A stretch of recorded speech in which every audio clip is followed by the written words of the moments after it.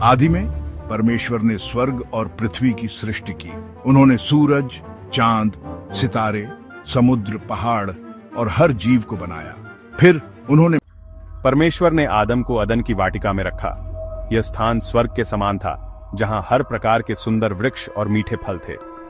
परमेश्वर ने कहा, तुम इस बगीचे के हर वृक्ष का फल खा सकते हो, परंतु भलाई और बुराई की पहचान के वृक्ष से नहीं। यदि तुमने उससे खाया तो तुम मर जाओगे। परमेश्वर ने देखा कि आदम अकेला है, इसीलिए उन्होंने उसकी एक पसली से एक स्त्री को बनाया।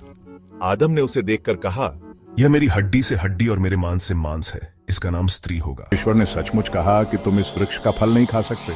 हम सब कुछ खा सकते हैं, परंतु इस वृक्ष से नहीं। यदि हम इसे खाएंगे तो मर जाएंगे। तुम नहीं मरोगी, बल्कि तुम्हारी आंखें खुल जाएंगी और तुम परमेश्वर के समान हो जाओगी।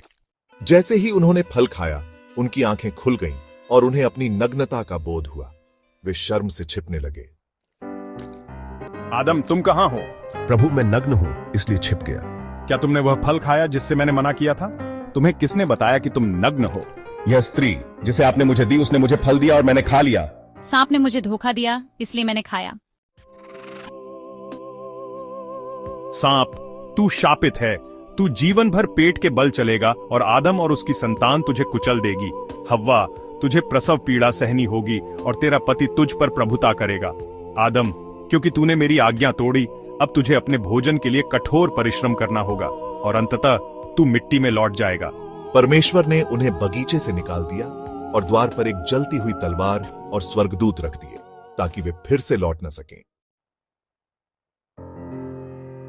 यद्यपि आदम और हव्वा ने पाप किया, परमेश्वर ने एक प्रतिज्ञा की कि एक दिन उनकी संतान से उद्धारकर्ता आएगा, जो संसार को पाप से मुक्त करेगा।